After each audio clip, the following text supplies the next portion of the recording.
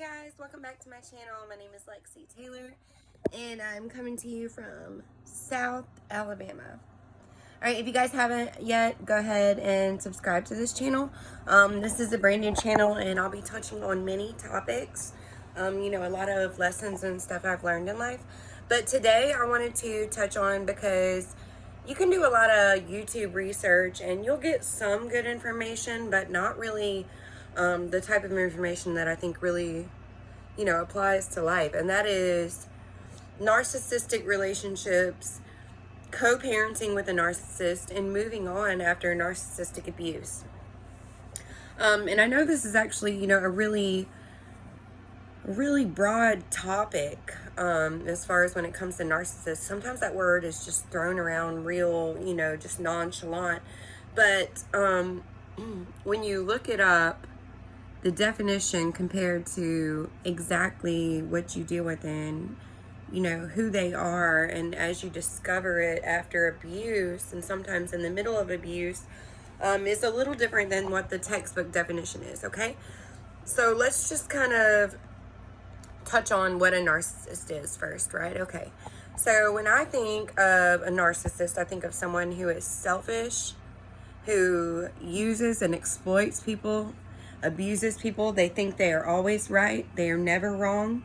They think that, that they know everything. They know all the correct answers. They make you feel like anything that you do is never good enough and it's not the right way. And if only you would have done it this way. They use things against you to hurt you. They dig at your insecurities.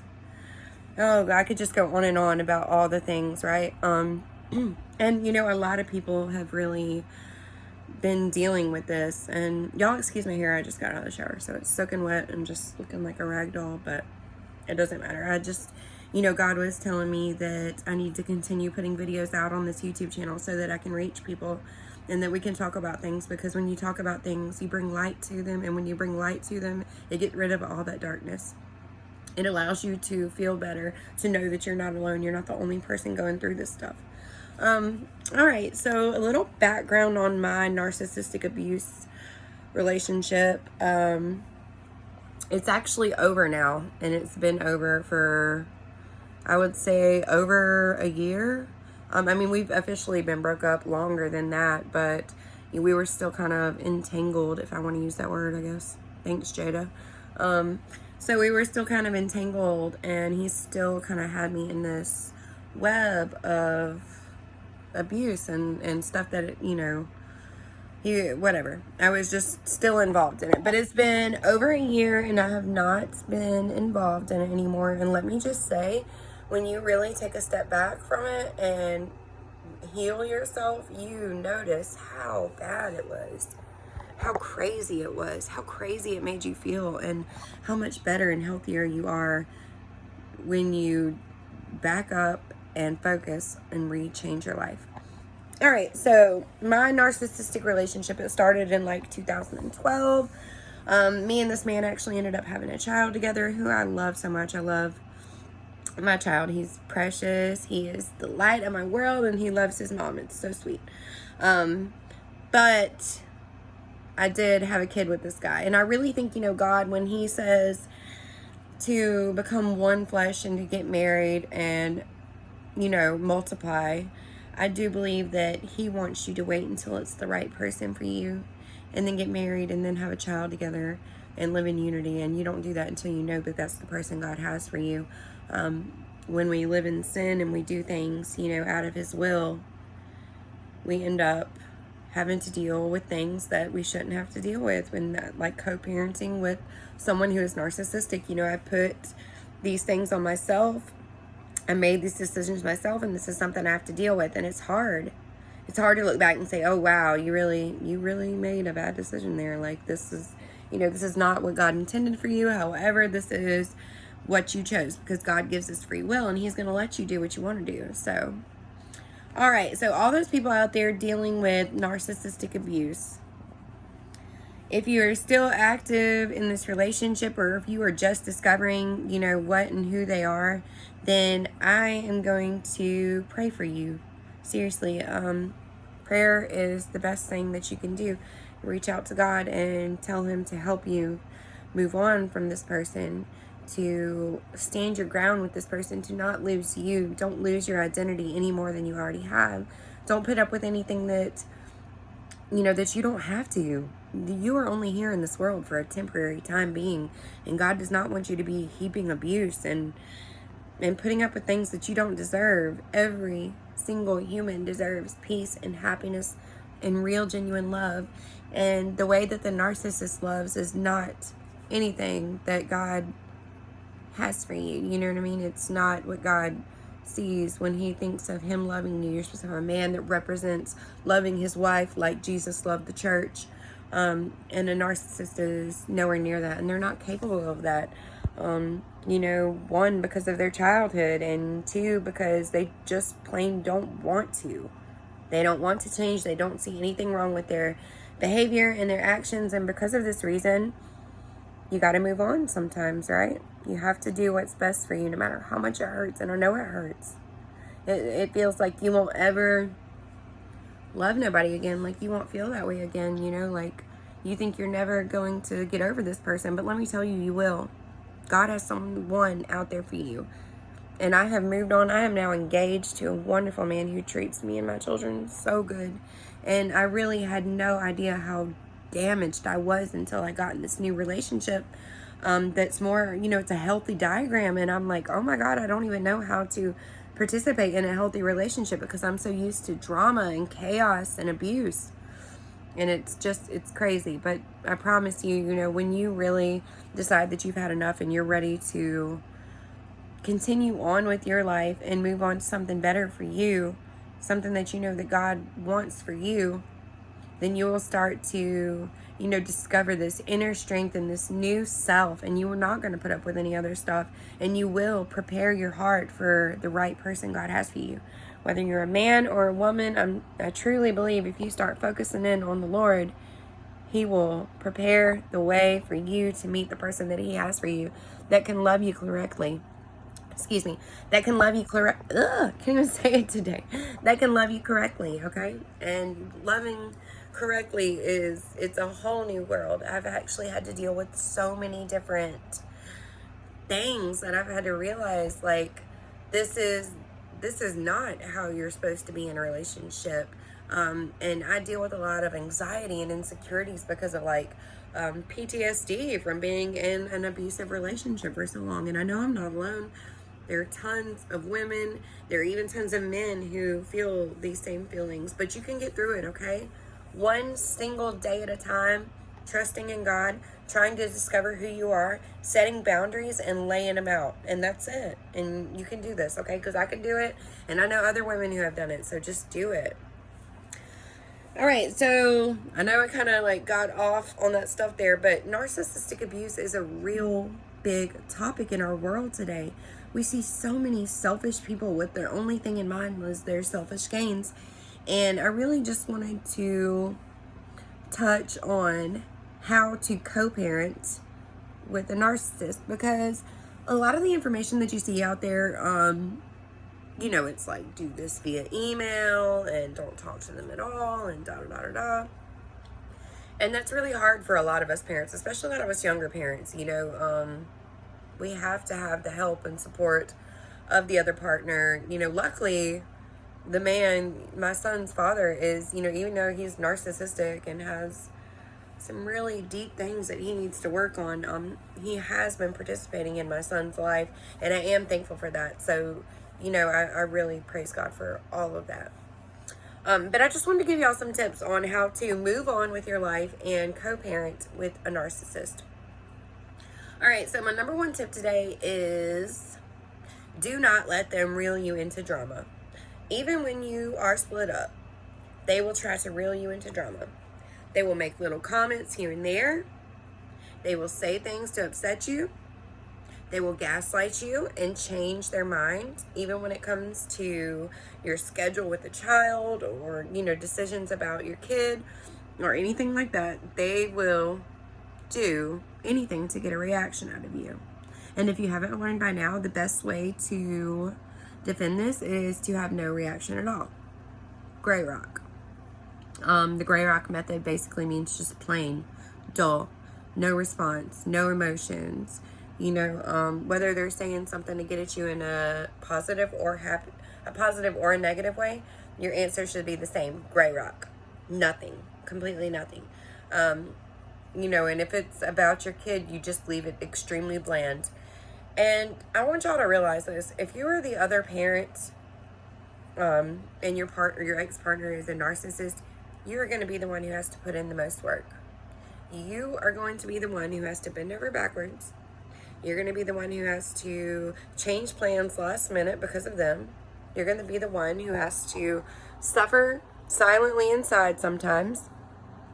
But as time goes on, you'll learn how to master that. You don't have to suffer. You can actually progress through that. So you're going to have to be the bigger person, basically. And that's hard sometimes. A lot of us, we just want to be petty. Like, bitch, you try me like that, I got you. But really, if you're truly trying to grow and move on with your life and set a great example for your child, then being the bigger person is what you have to do. You have to go gray rock. If they say anything at all to get to you, you don't let it get to you. Or at least you don't show them that it got to you at all. You'll have to compromise. You'll have to bend over backwards, like I said. But at the same time, at the end of the day, you stay strong to who you are, who you want to become, who you want your child to see you as. Because your children watch you. And if they're spending time with the narcissistic parent too, then you need to know that you are constantly going to have to be that better role model for that child.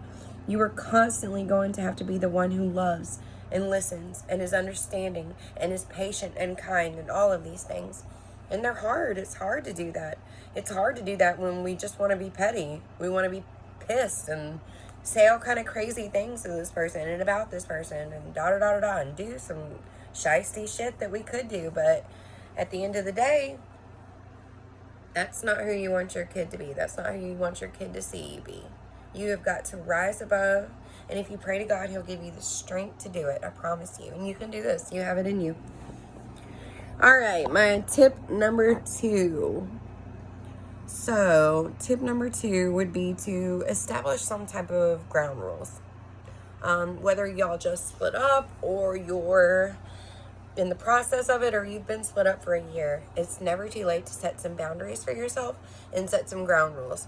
And there's nothing that they can do about this. You set them and that's what they are and that's that. And you don't entertain anything other than that. So when I say some ground rules, you do know that eventually the ex-partner is going to start dating, going to start seeing some people and taking your kid places and this and that. So it's important to go ahead and establish some ground rules like, hey, I only want you to bring this person around my kid if you are serious about it. I would like y'all to be dating 3+ months, 6+ months. I'm trusting you not to have, them around any arguments or crazy things like that. Other ground rules, like I don't want my kid out of the state without you asking me. We need to be talking and communicating about these things. Because it really is impossible to not communicate with your ex-partner. I don't care how narcissistic and abusive they are. If they are active in your child's life, you have to communicate with them. And if you don't, then, it just leaves all kind of room for a mess. So, setting boundaries, whether that be, a strict schedule as to when you get to see the child, where the child will be, y'all come to some type of agreement about it. And once again, you're going to have to be the bigger person because they're not going to want to play fair. They're not going to want to do anything that you say that they have to do. So I wouldn't suggest approaching it like that.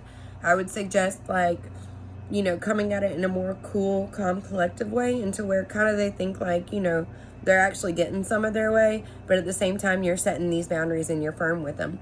Whether you have like court documents and things like that are strictly enforced, then, they have to be followed.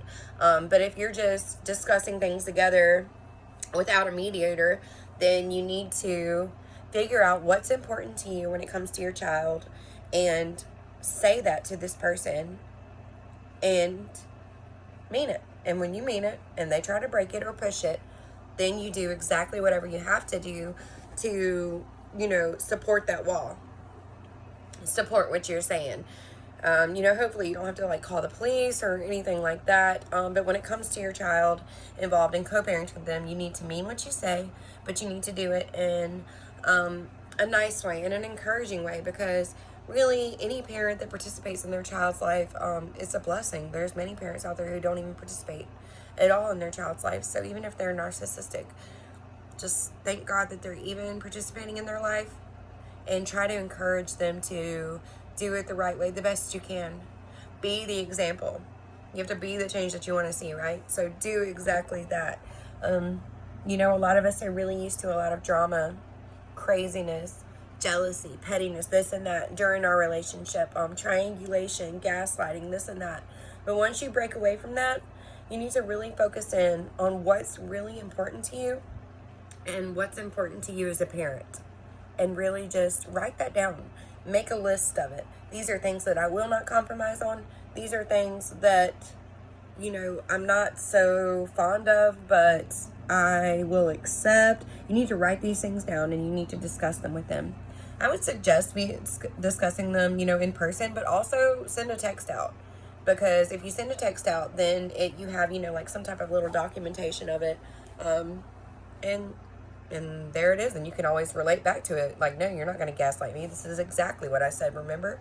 At this exact time. And if you do this again, we're going to have problems, and you're not going to just make the rules up. These are rules that we discussed together. So try to make it look like, or, do, if you can, make these rules together. Establish these boundaries together. And you're going to have to live up to that on your end too, but I trust that if you're watching this video that you want that. You want to be able to peacefully co-parent with a narcissist, which is extremely hard. But guess what? You can do it. You can do it. Okay?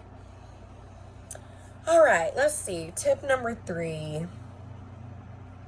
When it comes to your child and talking bad about the other parent, I really would suggest against it. Narcissists are, like I said, are going to want to get a rise out of you. They're going to want to argue. They're going to want to do anything they can to cause a ruckus in the situation. You're going to have to keep your cool. And even when you're upset about something, it is up to you to not show that in front of your child. I would highly recommend this because your kid listens to you and they love you. And you remember what it's like being a child. You love your mom and your dad. So don't let them hear you bashing the other person. Uplift them. Be that example. All right, guys, I know this is a really common topic, and I'm going to touch more on other things about narcissists and the abuse that I went through and all kind of crazy stuff. But I just really, God was putting it on my heart to touch about co-parenting with a narcissist. If there's anything y'all want to say, just leave it down in the comments below. Let's build a community together to support each other. Just keep praying and keep moving forward and put your faith in Jesus, and He will help you move through these difficult times, and you will find that new love and that new life that you deserve. All right, go ahead and subscribe, y'all. I'll see y'all next time. Bye.